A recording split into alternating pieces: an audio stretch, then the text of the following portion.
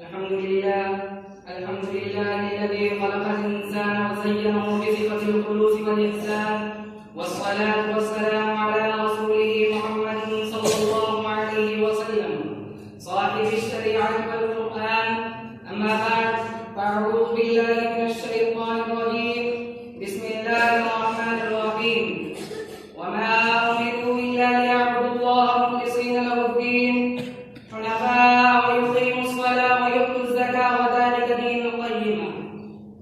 رئيس الاحتفال الموقر وزملائي في الدروس وأساتذة الأدلة، إني أريد أن ألقي بين أيديكم حول موضوع الإخلاص. إخواني البررة، ما خلق الله الإنسان إلا وقد عودا فيه من شتى أزداد الميزان، وهو ظالم وعادل وجاهل وعالم. قال الله تبارك وتعالى: وكان الإنسان ظلوما جهولا. فبذا لما يتعدى الحدود بالكفر بالله يدعي أنه رب الكائنات والموجودات، كما فعل فرعون وشداد. قال فرعون: أنا ربكم الأعلى.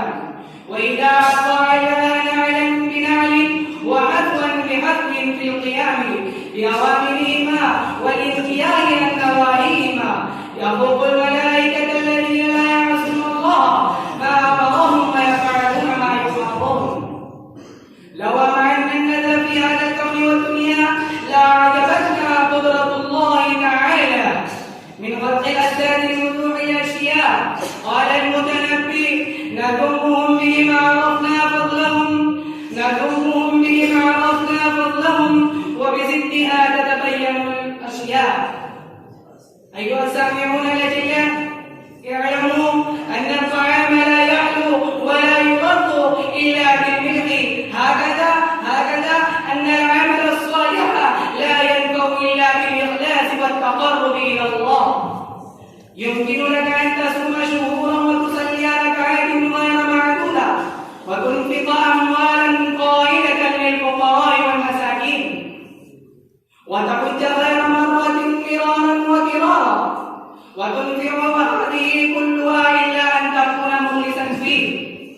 يا أيها السامعون الأجلاء، علم اليقين لا يقبل الله منا شيئا بل يذهب سدى يوم القيامة.